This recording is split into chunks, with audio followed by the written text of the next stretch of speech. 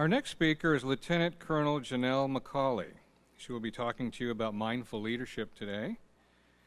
I'm not going to read her entire bio. You can go to letexau.com and see it in its entirety, but I do have a few notes I want to make sure that you get for your own background. Lieutenant Colonel MacAulay is currently the Director of Human Performance and Leadership for the 58th Special Operations Wing at Kirtland Air Force Base in New Mexico. She has a master's degree in exercise physiology and a PhD in the field of strategic health and human performance. She has previously commanded the 305th Operations Support Squadron at Joint Base McGuire, Dix, Lakehurst, and is a combat veteran with 3,000 flying hours in the C-21, the C-130, as well as the KC-10. Ladies and gentlemen, please welcome Lieutenant Colonel MacAulay.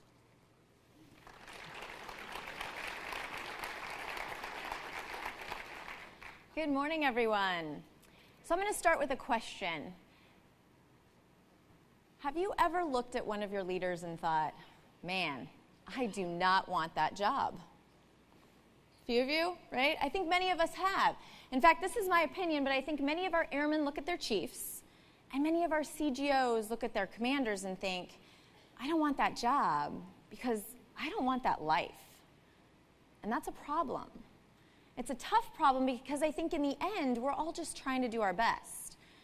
I know that for me, it didn't matter if I was flying airplanes, if I was commanding or leading teams, just being a mom, or even working as an academic. I wanted to be my best. But that's extremely challenging to do in reality, and especially under stress, because we want to give to everything and to everybody. And sometimes we forget about taking care of ourselves along the way. In fact, I was there. I was trying to be the best mom, the best leader, the best pilot, the best wife, and it almost destroyed me. In fact, I actually forgot how to laugh. I lost sight of all the love that was around me, and I was so busy trying to be perfect that I forgot that there was learning and growth within my imperfections. I completely lost myself in the process, and it resulted in a total burnout. I mean, sure, I was successful, but I was not equipped for sustained success. And in fact, in the meantime, I was making my job seem pretty undesirable to the people I led. And I think we should all be able to maintain or even accelerate our professional success without having to sacrifice ourselves, and in particular, our health and our relationships along the way. And this became the motivation for my doctoral work and my recent academic focus. How can we all perform better under stress? How can we do life better?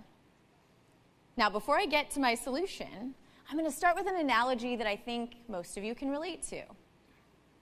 When I ask this question, does physical exercise benefit our physical health? How many people would raise your hand and say, yes, of course? Right? Almost everyone in the room. And that's because today in 2018, there's an enormous amount of research to tell us that exercise can benefit our flexibility, our agility, our strength, our endurance. It can even change our body circumference and body mass. But you know what? It wasn't always like that. I could probably tell you I'm going to go down and do 5 push-ups right now, and everyone would be like, all right, that's a little funny, but totally understand it. Maybe she has a PT test coming up. But you know what? There was a time, and as a colleague of mine that wrote 10% Happier, Dan Harris always likes to say, if you were to tell someone, hey, I'm going to go for a run, they would have said, why, is someone chasing you? That would have seemed like a very strange idea. And this wasn't that long ago. But what happened was a bunch of scientists kind of came in and said, hey, there's something to this physical exercise thing. And now there's hundreds of thousands of published articles that then became exercise is beneficial to us. And this is the cover of People magazine from 1977, jogging, it's the new craze. Everybody started doing it. But remember, there was a time when that seemed a little strange. So now if I ask you this question, does mental exercise benefit our psychological or mental health? How many of you would raise your hand to that? Now, some of you, you know I'm going to talk about mindfulness today. There's no surprise there. But if I were to ask each and every one of you that raised your hand what kind of mental exercise, how much I should do, and when I should do it, there'd be a whole bunch of different answers. And that's because today in 2018, we only have hundreds of published articles on mental exercise. But I've done a lot of the work for you. I've researched in the scope of human performance, and performance under stress in particular, to tell you what the leading research and the cutting edge of the research is telling us with regards to mental exercise. Good news, our brains can change, and it's called neuroplasticity. The bad news is things like crossword puzzles will not get us there with performance. Now, before I get into the main solution, where we are going to talk about mindfulness, I think we need to understand our system of attention. So our attention systems are required for almost everything we do in life. How we communicate, how we regulate our emotions, how we make our decisions, which is really important as a leader. And you can think of your attention system like a flashlight. It can be laser focused at whatever is most prominent in our conscious experience, but it can also be laser focused internally at our thoughts and our feelings and our emotions. And sometimes when our flashlight gets stuck internally, we can't see what's going on right in front of us. We're caught up in the voices and the judgments and the unrealistic expectations that are in our heads. And that can be very damaging and detrimental to our performance. So we need to find ways to keep our attention system firing out in front of us and living in the present. But I'll tell you, our attention system is extremely vulnerable. And it's vulnerable to this thing called stress. Now, if you haven't heard, Forbes magazine listed enlisted military member as the #1 stressful occupation in 2017. And it's been in the top 10 for the last 10 to 15 years, understandably. So that is who you lead. That is who you are. We are a stressful population. So how do we do the best we can in our jobs, perform at high levels, in rugged and stressful environments and combat zones, and still perform at our best? It's extremely difficult because of the way stress affects our attention system and our ability to focus and pay attention to what's going on in front of us. Now, here's the thing about stress. Nothing I'm going to tell you today is going to remove the stress in your life. But what we will talk about is how you can change your state of mind with respect to the stress. Because here's the trick. Stress is a perceived emotion. You can be on the beach with your family, with your toes in the sand, and be completely stressed. You can also be in your workspace or flying in a high-speed jet with a thunderstorm, an aircraft malfunction, and be completely focused and in control. It all has to do with your perception of the stress and your state of mind. Now, when I talk about stress, I want to make sure we understand, because there's two types of stress. The first is called eustress. This is the stress to get your edge. This is the kind of stress you want and you need to perform at your best. This other type of stress, this is called distress on the other side of the curve. And this curve is performance on the left and our anxiety, our tension, our arousal on the bottom. So the more anxious we become, right, there's a little bit of goodness in that for our eustress. But once we fall to the right side of that curve, it becomes distress. You know, you feel the butterflies in your stomach, the sweaty, clammy hands, your heart starts racing, and you're just on the phone with the cable company. Or maybe you're in traffic in your car, right? Our stress response is triggered all the time, right? We are a chronically stressed population as just an American culture. Put on top of it, the #1 stressful occupation. We are chronically stressed. So our sympathetic nervous system wants to be triggered all the time and send us from eustress into distress, where we feel discomfort, and actually it's detrimental to our ultimate performance levels. What we want to find and where we want to be, if I can get this to work, is right here in the center, along this line. That's called the razor's edge. That's when you have the maximum amount of eustress, but no distress to degrade your performance. Elite athletes search out their razor's edge. I think elite warfighters should search out their razor's edge as well. That's where we can perform at our highest levels. But it's hard to find. And it's especially hard to manage this because of this concept called mind wandering. Now, science will tell us that we mind wander almost 50% of our waking moments. So now I've been talking for about 10 minutes. You have been mind wandering for at least 5 of those and not paying attention to what I'm saying. Now that's okay, I forgive you because I understand how your minds work. But that is a normal person, science will say, 46.9% of their waking moments. Half of your day, you're mind wandering. Now put extra stress on top of it with military members, we mind wander even more. Maybe you've come into your boss's office one time and you're trying to explain something, you're trying to share something, and you know they are not listening to a thing you're saying, right? You go like this in front of their face, they're glazed over because they're mind wandering. They're not listening. Maybe you've done that to someone in your life.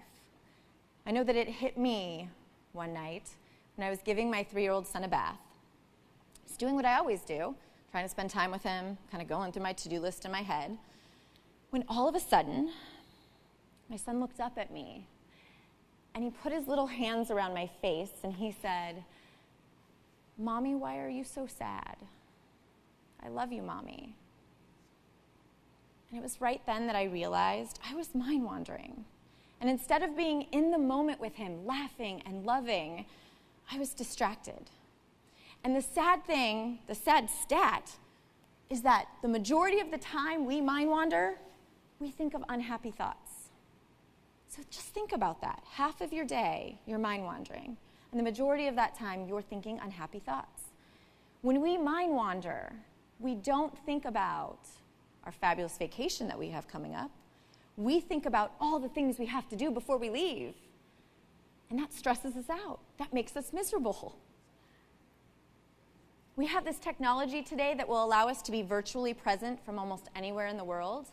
But how often are we physically present with those that are most important to us and we're not mentally there? That was a wake-up call for me with my son that night. I thought I was being present with him, but our minds can take us to other places, and many times they're dangerous and sad places. So what can we do about this? Well, first, I need to just make a clarification because I get this question all the time. Isn't it good to go up inside your thoughts and think? Yes. It's a different brain function, though, and it's called daydreaming. Daydreaming is intentional. I'm actually purposely going to go into my thoughts right now to solve a problem, to think about something. That's a beneficial part of our brain. The other side is this mind wandering. It's unproductive and unintentional. Maybe you've read a page in a book, right? You get to the bottom and then you think, oh my gosh, I just forget what I just read. I have to go back and read it again. That's because you were mind wandering. You were having an off-task thought during an ongoing task or activity. Same thing. Maybe you've driven your car somewhere. You get to your destination and you forget how you got there. Mind wandering. It happens all the time. And it can be very detrimental to those moments when we need to be honed, focused, and high-performing. So what is the solution? Like I said, I scoured the research for you so you didn't have to do it. If you are talking about performance under stress, how we can perform better, not only in our day-to-day lives, but our work lives, our decision-making ability as leaders, mindfulness is what the research is pointing toward. Now, what is mindfulness exactly? Mindfulness, and my colleague, Dr. Amishi Jha at the University of Miami, likes to use the analogy of an iPod. So if you think of your mind like an iPod, we spend a lot of time thinking in fast forward, catastrophizing about the future. We also think a lot in rewind, ruminating or regretting over the past. We hardly ever sit and play. Mindfulness is the practice of sitting in play, the intentional practice of sitting in play, so that when you're in one of those moments where the stress is high and you need to be focused, you know how to be.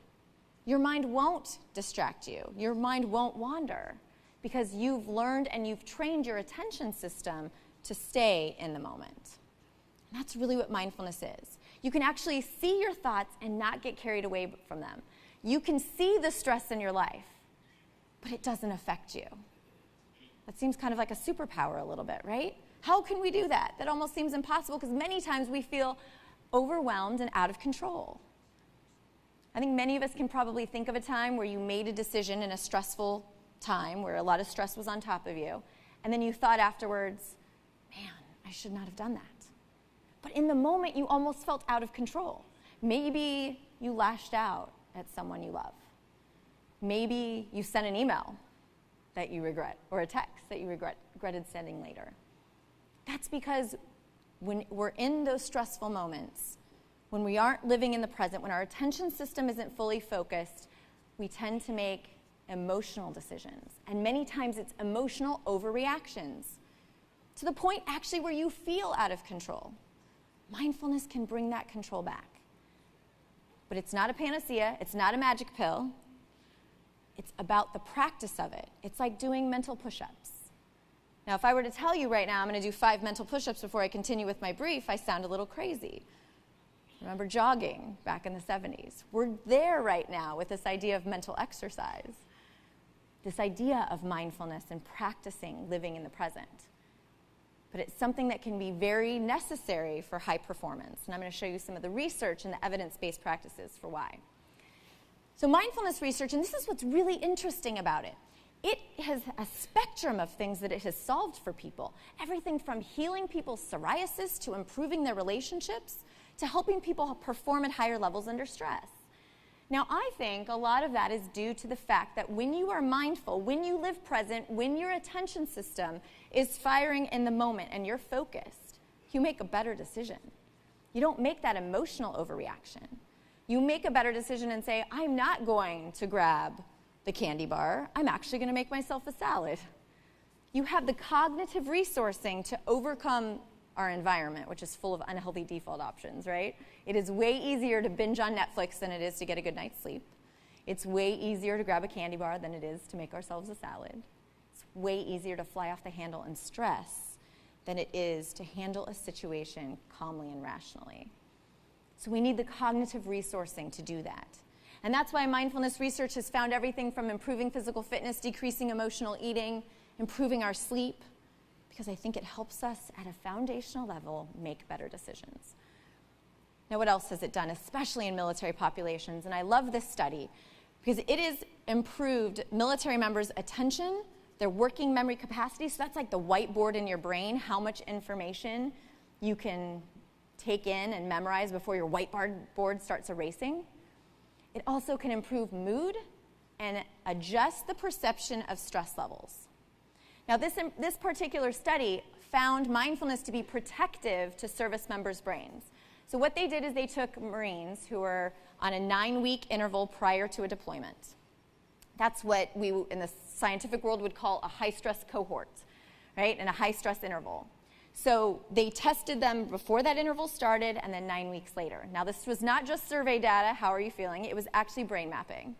And what they found was that the stress of the pre-deployment interval actually degraded our mental capacity enough so that when these soldiers and sailors and Marines were walking out the door prior to their deployment, they were in a degraded mental state from where they were 9 weeks prior. Now, I don't know about you, but when I go out the door for a deployment, I want to be at the top of my game, not degraded. But that's what this research was showing. Because the stress is so much, I'm worried about my family, I'm worried about my deployment, I'm worried about, maybe anxious about what I'm about to go do. That stress can be detrimental to our performance.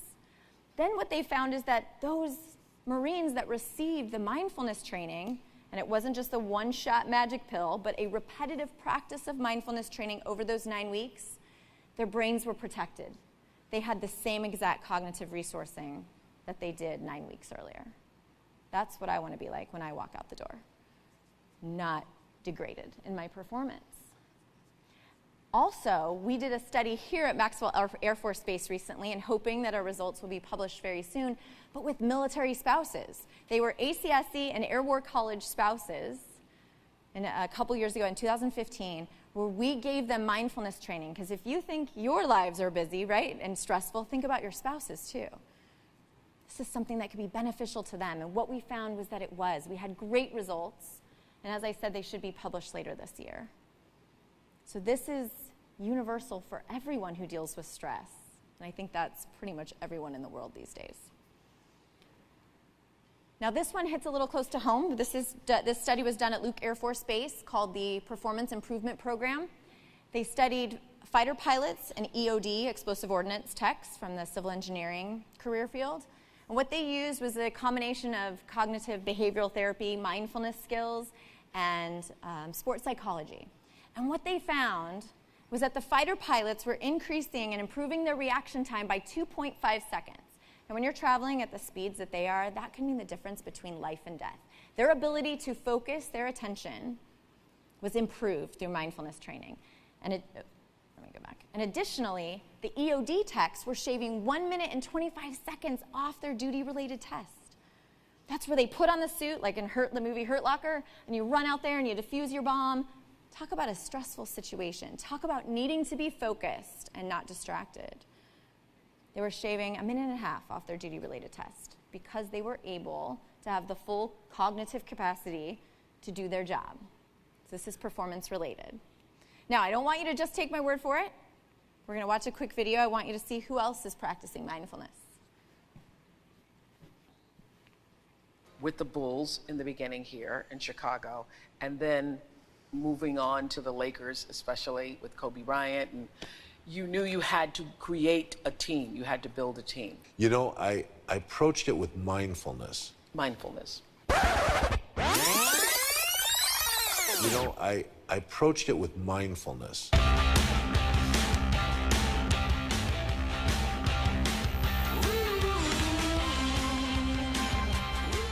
You know, as much as we pump iron and we run to build our strength up, we need to build our mental strength up. It's a practice called mindfulness, and it basically means being aware of your thoughts, physical sensations, and surroundings. Mindfulness is the ability to see what's going on in your head at any given moment without getting carried away by it. Having that balance in our lives, being able to deal with potentially volatile emotional issues without blowing off the handle. You know, I had always viewed meditation, mindfulness meditation, as only for freaks and weirdos and people who live in a yurt and collect crystals. Meditation is a waste of time, like learning French or kissing after sex. More than 2,000 people from companies like Google, Facebook, and Instagram showed up earlier this year in San Francisco for a mindfulness conference. To elite athletes like the Seattle Seahawks. The men and women that I'm able to work with that are the best in the world at what they do are investing in being able to quiet their mind. I'm a colonel in the United States Army. I have 25 years of service. And it wasn't until I started practicing mindfulness myself that I saw how much of my life I was really missing. Congressman Tim Ryan, an Ohio Democrat, says mindfulness might look a lot like nothing, but he really believes it can change America for the better. He hosts weekly meditation sessions open to members and staff of both parties. Now shifting the attention to take in the entire body. I've seen it transform classrooms. I've seen it heal veterans. I've seen what it does to individuals who have really high chronic levels of stress and how it has helped their body heal itself. What mindfulness allows us to exercise is the muscle of attention and helps us build awareness, mental strength, mental stability, mental agility.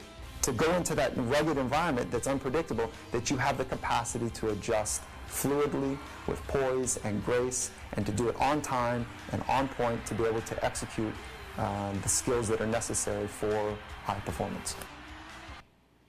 Now that last quote by Dr. Gervais, the ability to go into stressful, unpredictable, and rugged environments and be able to adjust with fluid and poise and be on point to execute the skills of high performance. He was talking about football players, but he could have been talking about you. He could have been talking about our elite warfighters, our leadership. That's what we do. We are expected to go into stressful and rugged environments and still be awesome. But do we do anything to help ourselves from a mental state and a mental capacity so that we can do that? You know, Colonel Brumage said that he'd spent 25 years in the Army, it wasn't until he found mindfulness that he truly realized how much of his life he was missing. How much of your life are you missing? How many moments do you miss with the people you care about the most? How many things do you miss as a leader? How much time do you spend? And I know Todd Henry talked about time being such a valuable commodity for us. How much time are you mind-wandering instead of focused? You know, many times we sit there and we say, oh, I've got hours and hours of OPRs and EPRs to work on. Just think about if it takes you 2 hours to finish one report, 1 hour of that you were mind-wandering. You were thinking about other things. Maybe you left your email up, and every time it pinged, you're distracted. This is something that can also build efficiencies into your routine, into your time, to give you time back.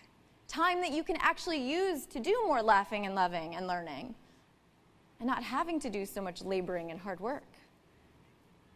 Or maybe sometimes that's all we see when we're leaders, right? If you look up at your leader, you're like, all they do is work. 12 hours, 15 hours, they're never done with their work. What if we can create efficiencies with the way our brain works, with the way that we can pay attention to give ourselves that time back? It can be pretty powerful.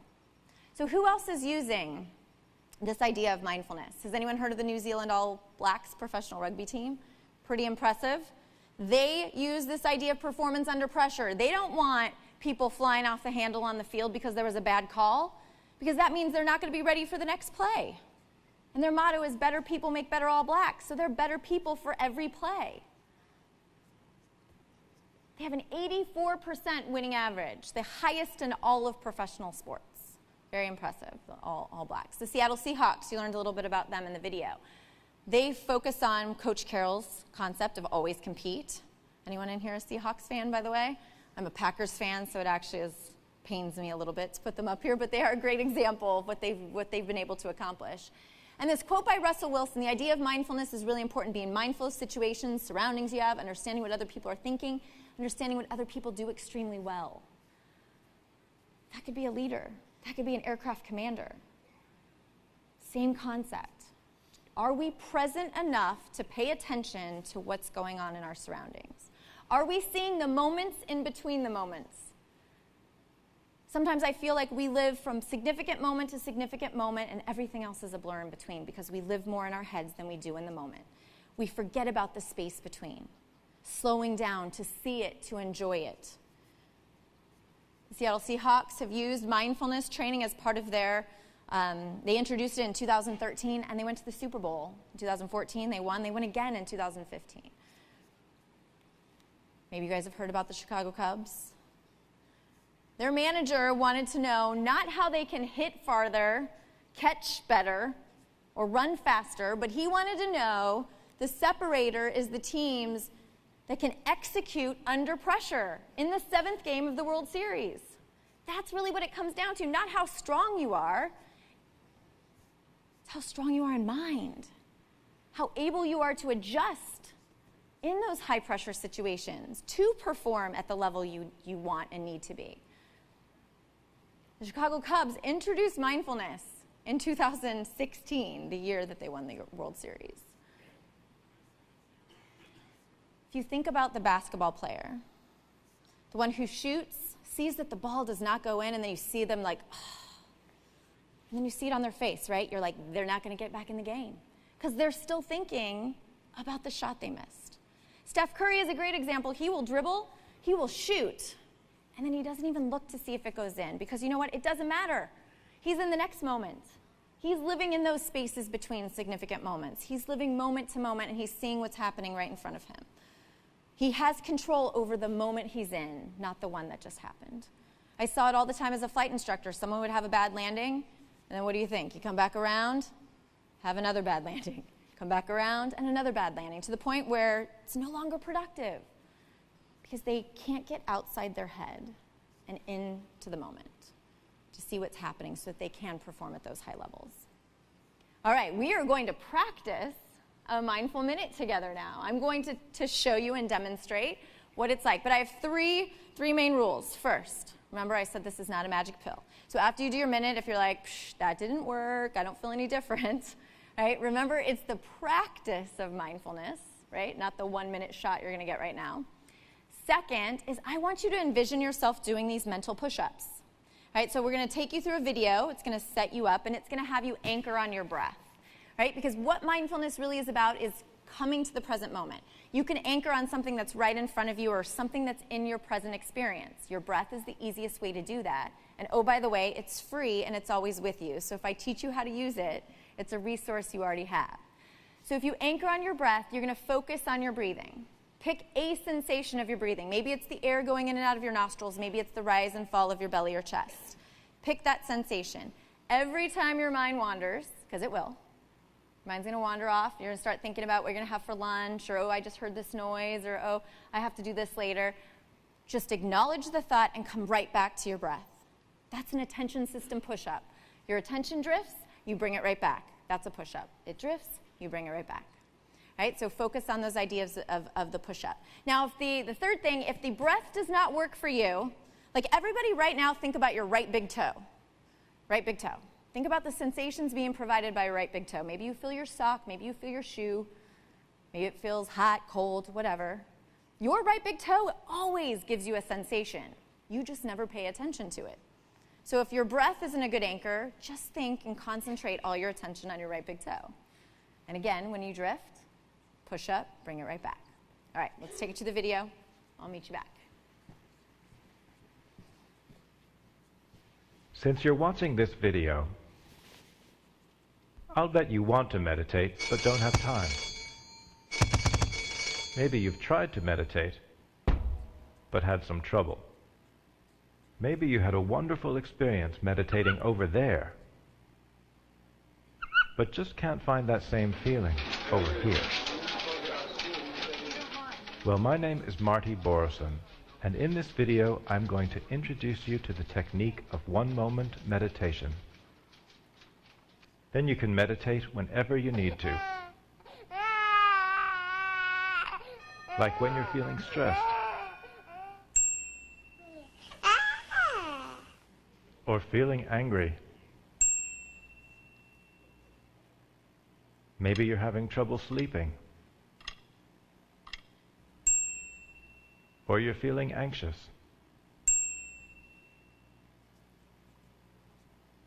Or you just need a new idea. Although one-moment meditation is ultimately about meditating in a moment, we're going to start with a minute. We start with a minute because a moment goes by so quickly that it's very hard to notice. But a minute is like a moment with handles on it. You know where it begins and where it ends, so it's easier to grasp. If you're ready, we'll do the basic minute now. You might want to shut the door, or at least tell people you're not available for the next minute. You don't have to tie yourself in knots for this. Just sit with your legs planted firmly on the floor. Try to sit up straight, but don't be rigid. It's as if your head were being lifted up away from the weight of the world. Think of it as cosmic traction. Now put your hands in any position that's balanced, symmetrical, and still. Like this, or like this. During the minute, simply focus on your breathing, moment by moment. Of course, even in the space of a minute, you will get distracted. That's perfectly normal. It doesn't mean you're doing it wrong. But as soon as you notice that you're distracted, just think, and bring your mind back to your breathing. I'll ring a bell so you know when to start and when to finish. Ready? Then close your eyes. Oh, one more thing. It's okay to smile. And go.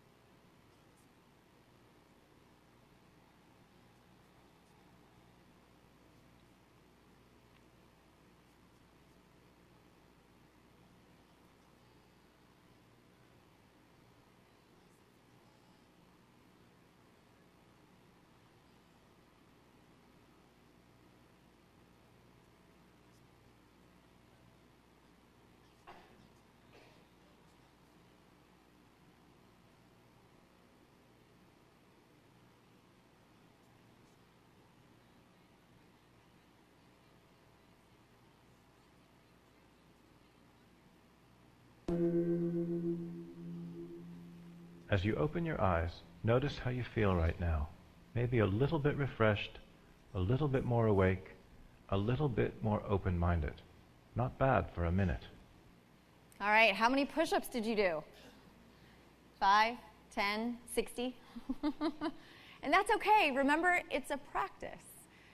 There are some days that I'm really good at it and I can hold my attention, and there's other days I can't. But the cool thing about it is that it's anchored in your breath, which is with you and free all the time. And I'd like to ask, how often, we just spent that 1 minute just breathing, how often do you do that in your day? Do you slow down enough to just take some deep breaths? To get the rational part of your brain firing, not the emotional one. It can be a very powerful exercise. And the great thing about it is the more you practice it when it's peaceful and quiet, the more available it is to you under times of stress. Just like he was talking about the meditation in a moment, it's being in a stressful situation, realizing that your sympathetic nervous system is putting you in distress, wanting to stay in eustress, and taking that deep breath to keep you there. That's when it really becomes powerful in your life, in those high-performing moments when you need to be at your best. So how does this translate to leadership? How does this translate to being a mindful leader? Well, the first step is that you have to start your own practice. It can't be something you just talk about. You actually have to do it and you have to live it. And here's the first tip. Don't put it on your to-do list. I tried that. Doesn't work. What do you think happened when I put it on my to-do list? And then I got to the end of the day and I didn't do it. Stressed me out, right? Mindfulness is not supposed to stress you out. It's supposed to do the opposite. So don't make it a to-do on your to-do list. Just make it something you do, like brushing your teeth, a part of your day. And in fact, there are some days when I just don't do it. So step 2 is let it go. If you don't get it done in one day, that's okay. Try again the next day. That's part of the practice. Part of the practice is also this compassion for ourselves and forgiveness for our imperfections. Right? Now, science will tell us 10 to 12 minutes a day is the sweet spot. You can do 10 one-minute intervals throughout your day. Those of you that have a fancy iWatch, it will even tell you to breathe. Right? It'll give you that little reminder. How many dismiss it? Don't do that anymore, right? Say, okay, I'm going to breathe. Or if you don't have time for your 1 minute, at least take one deep breath. It's a good reminder for that. So 10 to 12 minutes a day, make it something you do, and let it go if you don't. The next step, I'm going to talk a little bit about what Todd Henry talked about as well, with this idea of finding a philosophy. What is your philosophy? Because here's the thing. When we wake up in the morning, what is the first thing most of us do? Check our phones, right? Check your social media.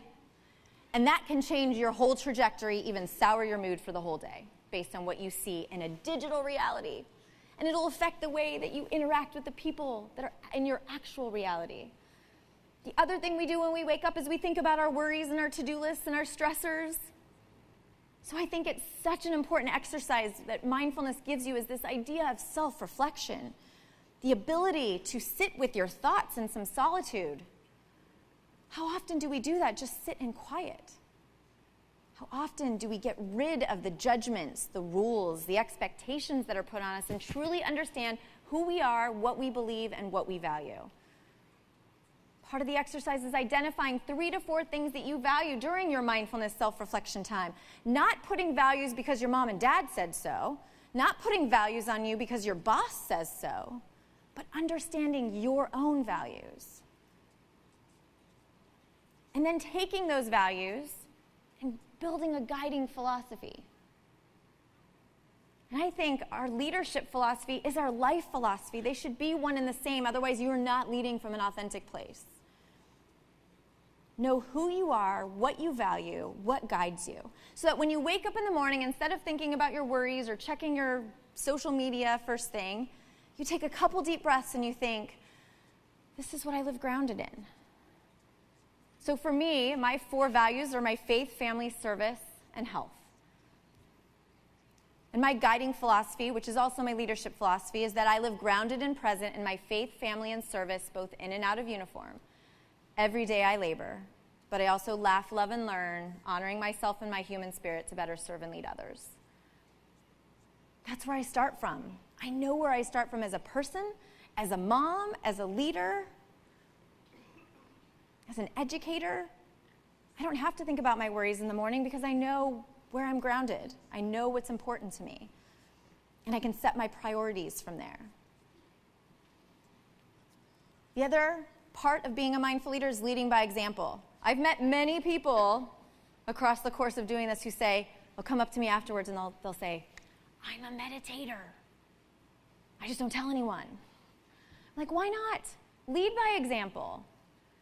When you practice mindfulness, you are more present. You are more present as a leader. That's what we need, people who are connected to the people they lead, who are paying attention, who are not distracted and mind-wandering, who are not stressed all the time, who are not making their jobs look horrible, who are enjoying the joys of life. They're mentally present, not just physically there. And they're the calm in the storm. How many of you have seen a boss that was the storm? Right? We've all had that boss who created the storm. What if you could be the calm in the storm? Because everyone's going to take your lead. You could not fly off the handle sometimes, maybe. And imagine what that could do for your organization. The way you make people feel is more important than what they know. A mindful leader is grounded, is present, is authentic, and connects with those they lead. You can't connect if you're not there, mentally or physically. So how does this mindfulness translate to an organization? Well, mindful leadership, you have an organization where you connect and you build trust. It's the whole oxytocin versus cortisol. I told you, number one stressful population, there is cortisol in our veins. In the airmen you lead, their veins all the time, right? Cortisol. And it causes a whole host of health issues, preventive illness it's linked to, but also it does not help us make good decisions. When we have too much cortisol, we're on that distress side like that. And I'm sure you've seen it in the people you've led. You've seen it in yourself, how quickly it can happen. When you connect, when you're grounded, when you're mentally present, you get more oxytocin. Oxytocin and cortisol are opposites, right? So the more oxytocin you have, the less cortisol. When you actually look people in the eye, the people that you lead, and you're mentally present with them, oxytocin's there. Their stress is going to go down. Your stress is going to go down. It's going to fill up your tank. And here's the important thing. You need that connection before you give direction as a leader. People want to know that you care before they care what you know. So how are you doing that? How are you building the time back into your schedule? Because everyone says, I don't have time to connect with people. When you are more mentally present and mindful, you have more time because you're more efficient, you're more focused. Think about that. Half waking moments, mind wandering. You create mindful opportunities within your organization. I started as a squadron commander. I did not walk in day one and said, hey, I'm a meditator. We're going to meditate too. That probably would not have worked. I needed to start with connection. I needed to start with trust. And I needed to start by just teaching them about their stress response so that they understood how detrimental it could be to their day-to-day performance.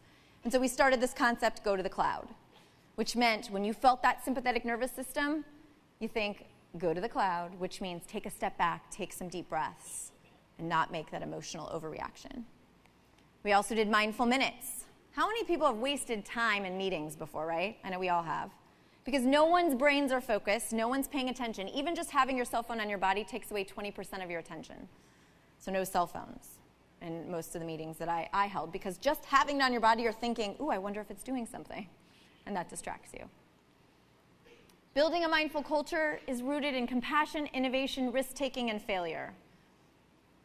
That's the kind of cultures we want to build. Those are the organizations, and when you're more present and connected, you can get there.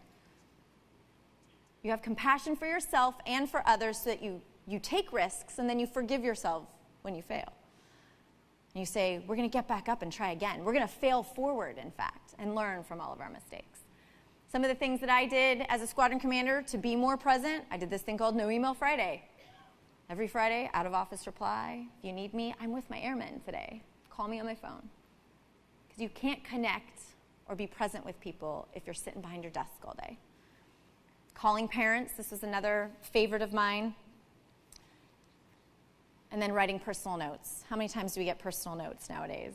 Nobody writes personal notes anymore. It can mean so much.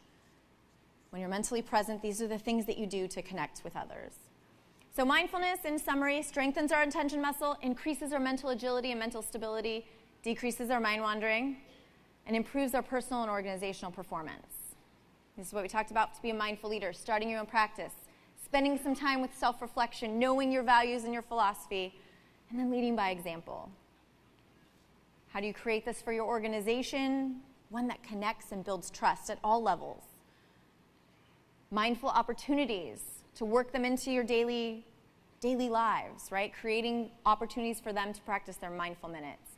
And then building that mindful culture rooted in compassion, risk-taking, and trust. Ultimately, we want to harmonize our hard work and our laboring. That is so important. Getting the mission done is our priority. But we need to live in the space between those hardworking moments as well, so that we can harmonize our laboring with the laughing and the learning and the loving. I challenge you to think about your life.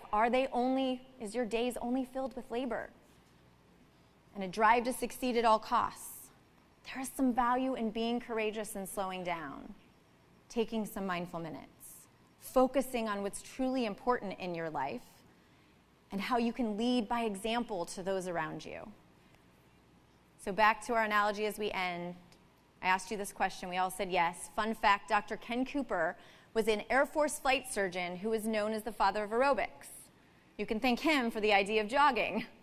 And he created it out of military necessity. This was the jet age. We needed to figure out how fighter pilots could withstand Gs. And he said, hey, maybe they should do some physical activity. So it was born out of military necessity that now you see formations running all over the military, running, exercising, because we know it's good for us, both for our overall health, but also for our performance. So when I ask, and we see it in the town, in the civilian population as well, they're doing it just behind following in what started in the military. So when I ask this question, I hope I made the argument today. I hope I presented some research. I hope I gave you some evidence to at least maybe research it and think about it a little bit more yourself to see what it can do, not only for your health, but for your overall performance and your leadership. And I know my squadron might have been the only ones practicing mindful minutes at a point. Now, the 58th Special Operations Wing at Kirtland Air Force Base, we do mindful minutes, and I've been talking about this, and I know there's pockets around the Air Force that are starting this. And we're starting it out of military necessity because we need to be able to perform in stressful and rugged environments. And this is the cutting edge of how to get there, how to stay on our razor's edge in the eustress and not on the distress side. So soon, I think we will lead the way again as a military, and this will become, doing mental push-ups will be a regular thing, just like running is. All right, well, thank you so much for your time. I have 2 slides up here with some books and resources, also a bunch of websites if you want to learn a little bit more specifically about mindfulness. There's an online course you can take, Palouse Mindfulness, that is free, and you can do it on your own time if you want to learn a little bit more about it. I also recommend the app Headspace if you have not tried that out yet, because amazingly, it will give you 1 10-minute meditation every day, which is exactly what science will say is our sweet spot. So happy to answer any questions. It's been an honor to be here today. Thank you so much.